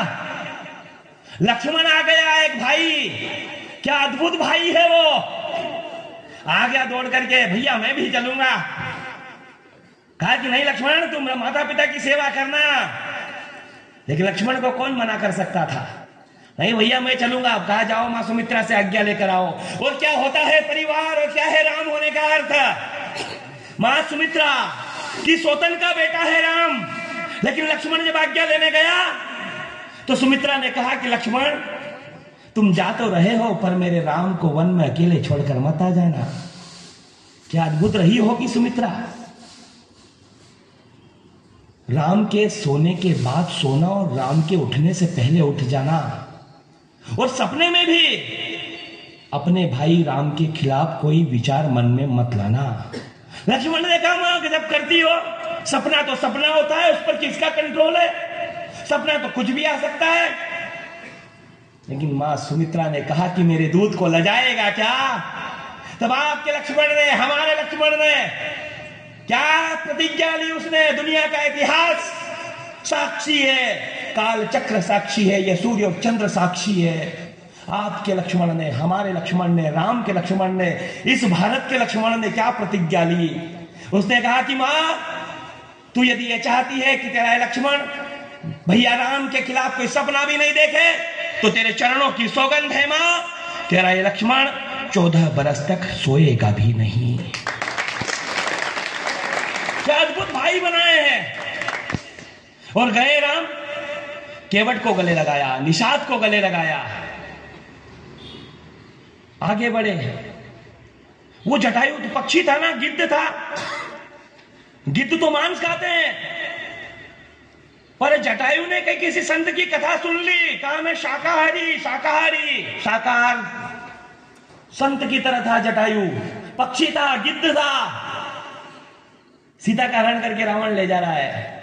उसे पता है जटायु को कि वो रावण का मुकाबला नहीं कर सकता है, लेकिन कर्तव्यहीन भी नहीं रह सकता है। खड़ा हो गया जटायु, कहा कि रावण तुम मेरी मैया सीता को नहीं ले जा सकते हो। चंद्रहास का प्रहार किया रावण ने, पखेरु उड़ गए, घायल पड़े हैं जटायु। राम गए दौड़ते हुए मां सीता को खोजते हुए, जटायु घायल पड़ा हुआ है। जटायु को गले से लगाया और उसको पिता की तरह सम्मान दिया। चंदन की चिताएं बनाई गई और पुत्र बन करके जटायु का अंतिम संस्कार किया। दुनिया के इतिहास में कहीं ऐसा चरित्र नहीं मिलेगा मित्रों कि एक पक्षी को भी जिसने अपने पिता कह करके सम्मानित किया हो। वो केवल हमारे राम है। आगे बढ़ते हैं। सबरी 13 बरस की थी जब मतंग ऋषि ने कहा था कि एक दिन राम तेरे घर पे आएंगे, तेरे आश्रम में आएंगे। 13 बरस की थी उसकी अवस्था। अब बूढ़ी हो चुकी है, जर्जर हो चुकी है, हड्डियां बाहर निकल गई है। राम जी जब पहुंचे, उसने कहा कि प्रभु वो तो मां सीता को खोजना है, तो आप मेरे द्वार तक चले आए। राम जी ने कहा कि मां पागल हो गई हो क्या? सीता को यदि प्राप्त करना है तो मेरा एक छोटा भाई लक्ष्मण ही पर्याप्त है। मैं तो मां सबरी तुझसे मिलने के लिए आया हूं। हम चाहते तो सरकारी खजाने से मंदिर बना सकते थे, लेकिन नहीं। हम सबरी के घर तक गए, हम निषाद के घर तक गए, हम केवट के घर तक गए, हम भीलों भंगियों चमारों के घर तक गए। क्यों? वो सब है हमारे अपने हैं ना, सब हिंदू है, सब राम के हैं, राम सबके हैं। तो गए हम सबके घर। नहीं, मंदिर बन रहा है, सबका है मंदिर। और क्या है भारतवर्ष? लोग कहते हैं कि ये ब्राह्मण क्षत्रिय वैश्य शूद्र मनुस्मृति में लिखा हुआ है। अरे तुम्हारे पिताजी ने मनुस्मृति पढ़ी है क्या? तुम जो पढ़ते हो मनुस्मृति है ही नहीं, कहां से उठाकर लाए हो? और ये क्या है ब्राह्मण क्षत्रिय वैश्य शूद्र? Class 1 officer, class 2 officer, class 3 officer और क्लास 4 ऑफिसर। अरे आज प्यून की चपरासी की कोई भर्ती निकलती है, कोई ब्राह्मण का बेटा फॉर्म नहीं भरता है क्या? भरता है ना, एग्जाम देता है। यदि उसकी नौकरी लगती है तो वो क्या करेगा? चपरासी का ही काम करेगा ना। वो क्लास 4th ऑफिसर हो गया। वैसा ही सिस्टम उसमें भी था। एक पिता के 4 बेटे हैं, यदि कोई पूजा पाठ करवाता है वो ब्राह्मण है, जो सेना में चला जाता है क्षत्रिय है, जो बाजार का व्यवसाय का काम करता है वो वैश्य है, और जो कोई सेवा का कार्य करता है वो शूद्र है। लेकिन हिंदू धर्म को हमने समझा ही नहीं, जाना ही नहीं। क्यों? क्योंकि हमें किताबें ऐसी दी गई। 1833 में पहली बार मैकाले का आयोग बना दिया गया। 1833 में मैकाले आयोग, उसकी पढ़ाई हम अब तक पढ़ रहे थे। लेकिन अब जो परिवर्तन हो रहे हैं, क्या अद्भुत भारत बन रहा है। जा रहे हैं हम सर्वत्र, रामधुन बज रही है पूरे राष्ट्र में, एक चिरंतन धारा बह रही है। सारी दुनिया श्री राम जय राम कर रही है। और सदियों के बाद राम अपने धाम को लौटे हैं, सदियों के बाद। और ये जो निकल रहा है, ये जो प्रभात फेरियां निकल रही है, ये जो संध्या की फेरियां निकल रही है, मेरा एक निवेदन है सभी से, बंद मत करना। ये तो प्रारंभ है उस युग का, नए युग का आरंभ है। ये बंद करने का नहीं है, ये तो प्रारंभ करने का है। विश्व गुरु भारत का दृश्य कैसा होगा? जो अभी है वही होगा। अयोध्या राजधानी होगी फिर से, सांस्कृतिक राजधानी भारतवर्ष की। अभी वर्तमान में सबसे ज्यादा धर्मालु श्रद्धालु आते हैं महाकाल के दर्शन करने पूरे भारतवर्ष में। रिकॉर्डिंग एक डेटा है सरकारी, उसके अनुसार सबसे ज्यादा लोग तीर्थाटन करने कहाँ आते हैं? महाकाल के। लेकिन 22 तारीख के बाद, 22 जनवरी के बाद पूरी दुनिया के सर्वाधिक लोग कहीं दर्शन करने जाएंगे तो वो अवध में हमारे राघवेंद्र के दर्शन करने के लिए जाएंगे। क्या अद्भुत भारत है ये। और इस भारत का जो निर्माण हो रहा है, नव निर्माण हो रहा है, ये चिरंतन धारा बह रही है। मैंने आदि कवि की रचना में अटूट विश्वास देखा। मैंने आदि कवि की रचना में अटूट विश्वास देखा। कालिदास के रघुवंशम में वर्णों का विन्यास देखा। तुलसी के मानस सरी का भला कौन सा उपन्यास देखा। राज तिलक की घड़ी में युवराजों का वनवास देखा। सारंग की टंकार मैंने दशानन का चंद्रहास देखा। लक्ष्मण की क्षुधा का मुझे कुछ पता नहीं। मैंने 14 बरस उर्मिला का उपवास देखा। मैं सरयू का तट। वो क्या देखता है सरयू का तट? मैंने क्षुआकू, कुक्षी, विकुक्षी, बाण जैसे शासक देखे। अनरण्य, प्रथु, धुंधुमार जैसे प्रशासक देखे। योनाश्व को विवस्वान के कीर्ति पृष्ठ पढ़ते देखा। मानधाता को अश्वमेध यज्ञों के प्रतिमान करते देखा। सुसंधि, ध्रुव संधि, भरत शीत का इस धरा पर रहना। सगर के 60,000 पुत्रों का भस्मीभूत हो जाना। असमंज, अंशुमान, दिलीप के कठिन यत्नों से गंगा धरा पर आई भागीरथ के प्रयत्नों से कुकुत्स के पौत्र रघु का कुबेर पर चढ़ जाना। अनायास ही फिर सूर्य वंश का रघुवंश कहलाना। संखर्ण, प्रवर्ध, अम्बरीश की धर्म निष्ठा देखी। नहोश, ययाति, नाभाग की बढ़ती हुई प्रतिष्ठा देखी। आज के घर में दशरथ से धर्मात्मा आएंगे। सरयू इठलाकर बोली, अगली पीढ़ी में परमात्मा आएंगे। सरयू सरयू सरयू ढलाकर बोली, अगली पीढ़ी में परमात्मा आएंगे। मैं सरयू का तट। और क्या देखता है सरयू का तट? मैंने पद चिन्हों पर जाते हुए लक्ष्मण देखा। क्या है ये राम? क्या है ये राम? हम वो लोग नहीं है जहां औरंगजेब मुगल सल्तनत का बादशाह बनने के लिए अपने बड़े भाई दारा शिकोह की हत्या करके उसकी डेड बॉडी अपने बाप के पास भिजवा देता है। हम उस खानदान के लोग हैं जहां पिता के वचन को पूरा करने के लिए एक बेटा चक्रवर्ती साम्राज्य ठुकरा देता है। जिसके लिए राजपाट मांगा गया, उसने अयोध्या में कदम ही नहीं रखा। यार क्या हम क्या होगा रामोत्सव? कब होगा रामोत्सव? ये तब होगा। अभी हम रोज पढ़ रहे हैं ना कि 2 फीट जगह के लिए छोटे भाई ने बड़े भाई की हत्या कर दी। पिता से उसका पुत्र 10 साल से बात नहीं कर रहा है। मामा के घर भांजा नहीं जाता है। भतीजा बुआ के घर नहीं जा रहा है। काका से उसका भतीजा बात नहीं कर रहा है। काकी से बात नहीं कर रहा है। मामा से, मामी से बात नहीं कर रहे हम लोग। हाथ जोड़ करके निवेदन है मेरा, 22 तारीख आ रही है, 22 जनवरी, रामोत्सव कर लीजिएगा। परिवार में यदि कहीं किसी से मनमुटाव हो क्षमा मांग लीजिएगा, हम बहुत बड़े खानदान के लोग हैं यार, हम उस रघुवंश के लोग हैं, उस रघुवंश के लोग हैं जहां क्या क्या है वहां। मैंने पद चिन्हों पर जाते हुए लक्ष्मण देखा, भाई के विरह में व्यथित व्यग्र शत्रुघ्न देखा, लौट कर अवध आया ही नहीं, भरत सा मन देखा, तुम्हारे इकंदर सिकंदर सब धोखोड़ी के।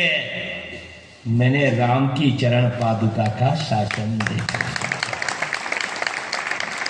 आइए अब उत्सव को महोत्सव कर दे।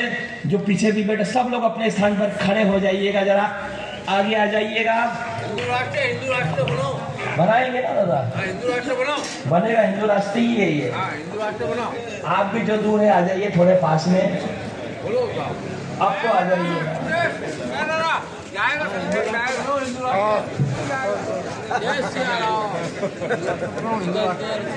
ये हिंदू राष्ट्र ही है। ये राम जी के मंदिर का जो निर्माण हो रहा है ना, ये हिंदू राष्ट्र की ही आहट है। दादा रमेश दादा, मैं आज 19 तारीख है, झाबुआ में बहुत बड़ा कवि सम्मेलन हो रहा है, लेकिन मेरे प्रिय कहाँ है? पूनम भैया का फोन आया कि बताया मेरे को। हाँ, ऐसे 3-4 जगह से मैंने कहा मैं कुक्षी जाऊंगा, सब देश के कवियों को, कुक्षी में तो कोई कवि सम्मेलन ही नहीं है। मैंने कहा केवल कवि सम्मेलन ही नहीं, कार सेवकों के सम्मान के सम्मेलन भी होते हैं। और जो लोग इसमें उपस्थित है, कोई बात नहीं, जगह जो भी हो रहा है, राम का काज हो रहा है सर्वत्र। हाँ दादा, हिंदू राष्ट्र अकबर डिक्रेट नहीं लिखेंगे। आपके मोदी ने क्या क्या बताया आपको? मुगलों का इतिहास ही नहीं पढ़ाया जाएगा, उससे लोगों को पेट दर्द हो रहा है कि मुगलों का इतिहास क्यों नहीं पढ़ाया जाएगा। हमने कहा तेरे अब्बू थे क्या? दादा को आगे कर दे। क्या कैसा भारत बन रहा है? नहीं, ये सब भारत बन रहा है कि 2 साल और 3 साल के बच्चे भी राम राम राम कर रहे हैं। राम नाम ऐसा वातावरण, ऐसा वातावरण बन रहा है। सारे बच्चे जितने भी रील्स बन रही है, बच्चे अरे धोती पहनिए, कुर्ता पहनिए, साफा बांधिए, तिलक लगाइए, चोटी रखिए, गोग्रास खिलाइए गौ माता को। हिंदू है तो हिंदुओं की तरह जीना सीखिए, हिंदुओं की तरह दिखना सीखिए।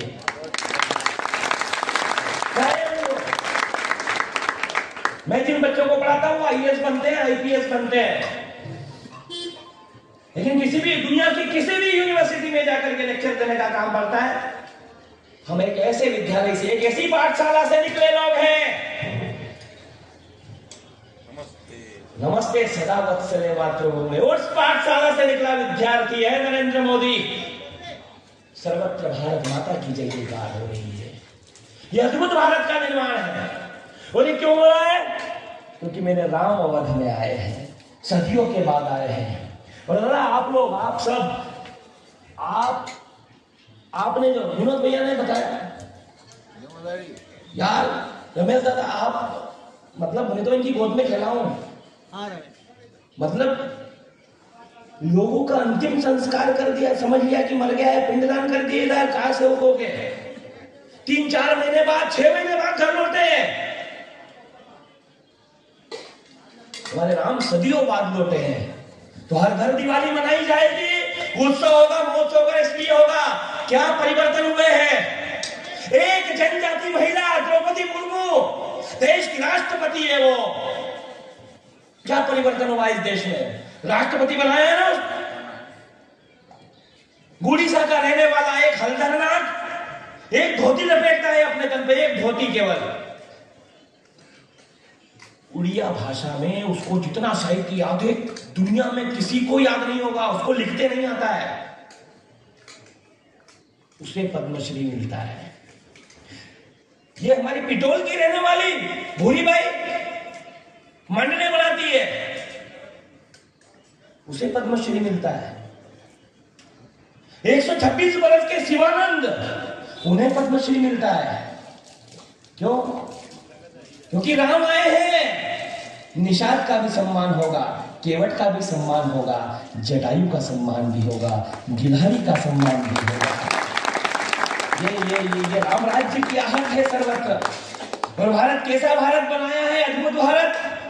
रूस और यूक्रेन का युद्ध चल रहा है, जेलेंस्की और पुतिन दोनों को फोन लगाए मोदी ने और कहा यूक्रेन में भारतीय फंसे हुए हैं, दोनों देश में से कोई भी सैनिक भारत के ऊपर आक्रमण नहीं करेंगे। वो टेंशन में आ गए दोनों कि हम पहचानेंगे कैसे। आपका प्रधानमंत्री बड़ा इंटेलिजेंट है, कहा मोदी ने जिस भी भवन पर तिरंगा हो, जिस भी वाहन पर तिरंगा हो, जिस भी व्यक्ति के हाथ में तिरंगा हो, कोई भी उस पर आक्रमण नहीं करेगा।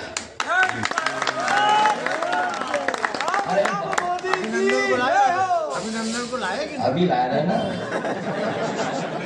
अभिनंदन। अरे दादा, अभिनंदन को भी लाए हैं और नारी शक्ति वंदन को भी लाए हैं और हम कौशल्या के नंदन को भी लाए हैं। आप थोड़ा धैर्य तो रखो। हम अभी वहां मथुरा में भी बिठाने वाले हैं, काशी में भी होगा और ये यहाँ भी होगा। गौशाला में आपको ले जाएंगे। क्या भारत, वो कुछ पाकिस्तानी फंसे हुए थे यूक्रेन में, कुछ पाकिस्तानी थे, उन्होंने तिरंगा उठाया, भारत माता की जय बोली, भारत के फ्लैग में बैठे, जिंदा रहे। ये तिरंगे का प्रताप है। और आइए, मैं सूर्य चंद्र की गति का निर्धारण करता, कभी भवरेंदु कभी सुदर्शन चक्र धारण करता, विष्णु भार्या धरा पर धर्म का संस्थापक हूँ, अपने वैदिक विचारों से मैं सर्वव्यापक हूँ, मैं वांछा कल्पद्रुम सारी विद्याओं का ज्ञाता, मैं शरणागत वत्सल, मैं भाग्य विधाता, मैं वामन, मैं विराट, मैं अदम्य साहस का सिंधु हूँ, मैं दशरथ नंदन मर्यादा पुरुषोत्तम, मुझे गर्व है मैं हिंदू हूँ।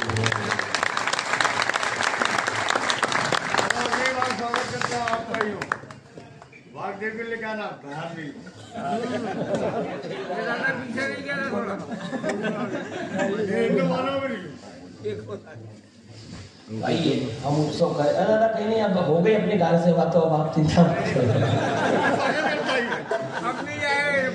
अब कोई आवश्यकता नहीं है। अब आपने, अब राम जी आ गए हैं ना, सारा काम राम जी करने वाले हैं। और वो कह रहे राम जी को कौन लाया, राम जी को कौन लाया है? अरे राम जी तो खुद आए हैं। उसे जिस दिन आना था वो उस दिन आएगा, क्योंकि वो राम है। राज्य अभिषेक होना था, नहीं करवाना था, वनवास को चला गया हमारा राम। वो अद्भुत है, उसके काम वो खुद कब करवाना है, किसके द्वारा करना है, सब जानते हैं। तो आइए हम उत्सव करें, हम महोत्सव करें। ये जो रामोत्सव आज कुक्षी में हो रहा है, उसको राम ज्योति में बदल दो। बिल्कुल, ये मूल थीम वो है राम ज्योति। तो आइए हम सर्वत्र समग्र भाव से, और क्या है समग्रता का भाव? एक बार जरा दोनों हाथ अपने ऊपर उठाना यार साहब, कंजूसी मत करना। अब तक थोड़ा सा 2 मिनट तक गड़गड़ाती हुई तालियां राम जी के नाम पर। ये उत्सव हो रहा है, महोत्सव हो रहा है।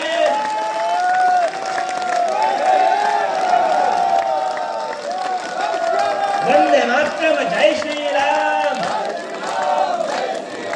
वंदे मातरम, जय श्री राम। वंदे मातरम, जय श्री राम।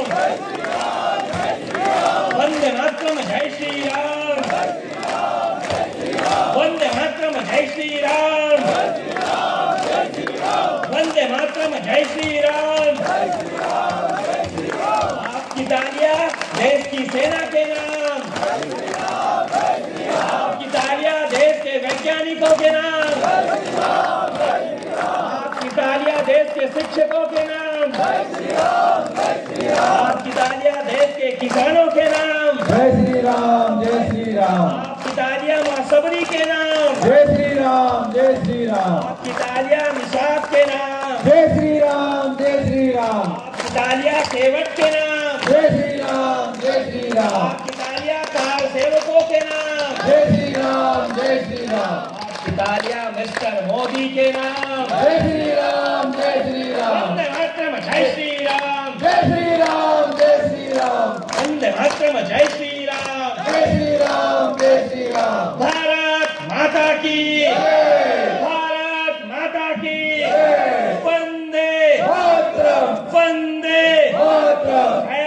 श्री राम। महादेव। प्लीज जो भी है चाहिए जहां पर भी प्लीज 1 सेकंड के लिए हमारे इस नगर के हिंदू योद्धा हम सबके प्रिय आदरणीय महेंद्र जी अकस्मात प्रभु के घर चले गए, लेकिन हिंदू समाज के लिए वो जीते थे। हिंदुत्व के लिए ही उनका जो विचार था, उनका दृष्टिकोण था। विश्व हिंदू परिषद के आदरणीय जिला अध्यक्ष इस तरह के दायित्व का निर्वहन कर रहे थे। हम वृंदावन में उस दिन दीदी माँ के वहाँ पर महोत्सव में हम मिले। उन्होंने कहा कि भाई साहब हम जा रहे हैं, और एक दिन बाद सुबह जब हमने मोबाइल खोला तो पता चला कि वे ईश्वर के घर चले गए हैं।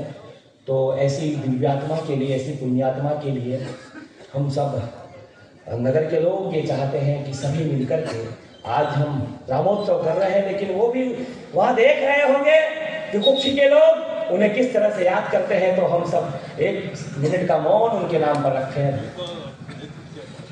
हमारे बीच में जो माइक ले साहेब जी, गंगाराम जी, अपने साहेब जी, पूनम जी, मदन दा और विशा दा और ज्ञानू जी, ऐसे लोग चले गए। आज वो भी बहुत खुश हुए होंगे, ऊपर से देख रहे हैं आयोजन हो रहा है।